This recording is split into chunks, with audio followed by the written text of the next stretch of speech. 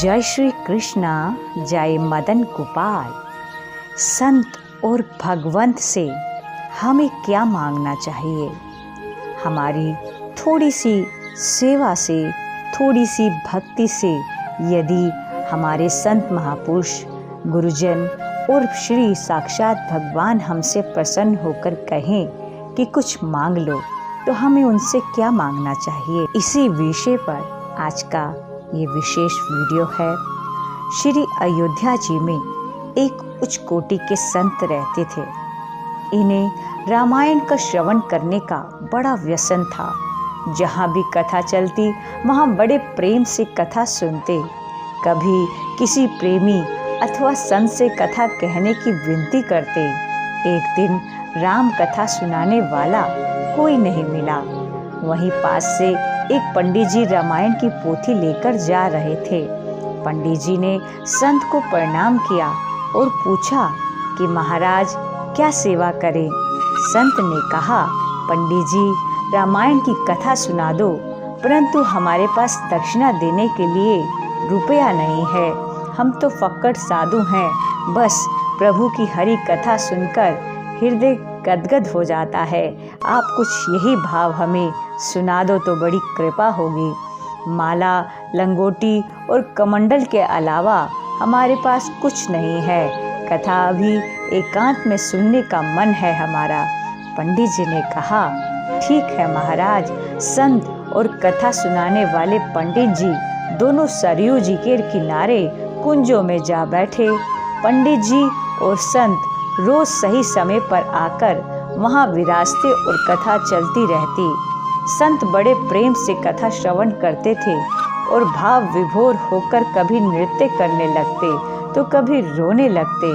जब कथा समाप्त हुई तब संत ने पंडित जी से कहा, पंडित जी आपने बहुत अच्छी कथा सुनाई, हम बहुत प्रसन्न हैं। हमारे पास दक्षिणा देने के लिए तो रुपया नहीं है, परंतु आज आपको जो चाहिए वह आप मांग लो। संत सिद्ध कोटि के प्रेमी थे। श्री सीता राम जी से उनसे संवाद भी किया करते थे। पंडित जी बोले, महाराज हम बहुत गरीब हैं, हमें बहुत सारा धन मिल जाए। संत ने प्रार्थना की, हे प्रभु इसे कृपा करके धन दे दीजिए। भगवान ने मुस्कुरा दिया। संत बोले, तथास्तु। फिर संत ने पूछा, मांगो और क्या चाहते हो? पंडित जी बोले, हमारे घर पुत्र का जन्म हो जाए। संत ने पुनः प्रार्थना की और श्री राम जी मुस्कुरा दिए। संत बोले, तथास्तु, तुम्हें बहुत अच्छा ज्ञानी पुत्र प्राप्त होगा। फिर संत बोले, और कुछ मांगना है तो मांग लो। पंडित जी बोले, श्री सीताराम जी की अखंड भक्ति प्रेम हमें प्राप्त हो। संत बोले, नहीं, यह नहीं मिलेगा। पंडित जी आश्चर्य में पड़ गए और महात्मा जी से क्या बोल गए?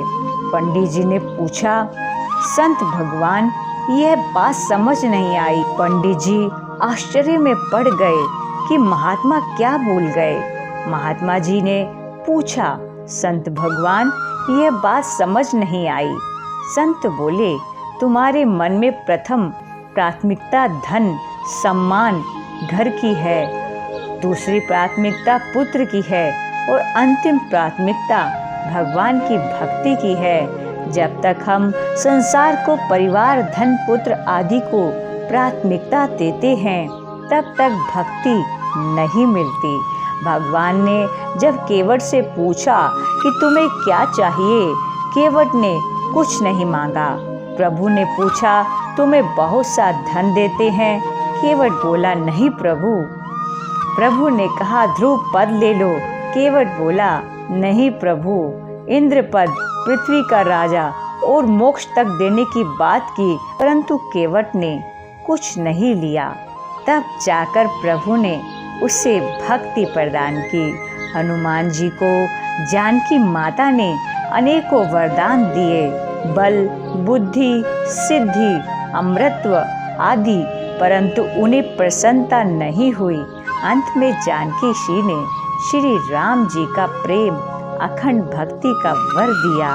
तब हनुमान जी अत्यंत आह्लादित हुए, प्रसन्न हो गए कि वाह मैया, आपने तो मुझे मेरे प्रभु के नाम की भक्ति प्रदान कर दी है।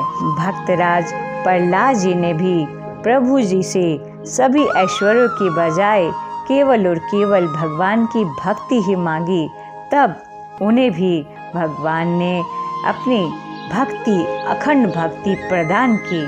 तो इसलिए जीवन में प्रभु जब भी ये शुभ अवसर प्रदान करे, संत महापुरुष हमें प्रसन्न होकर यह शुभ अवसर प्रदान करे कि कुछ मांग लो, तो उनसे केवल और केवल प्रभु के चरणों की भक्ति मांगे, प्रभु के चरणों की प्रीति मांगे। हमें प्रेम और भक्ति देना, कर्मों का हिसाब न लेना। हमें प्रेम और भक्ति देना, कर्मों का हिसाब न लेना।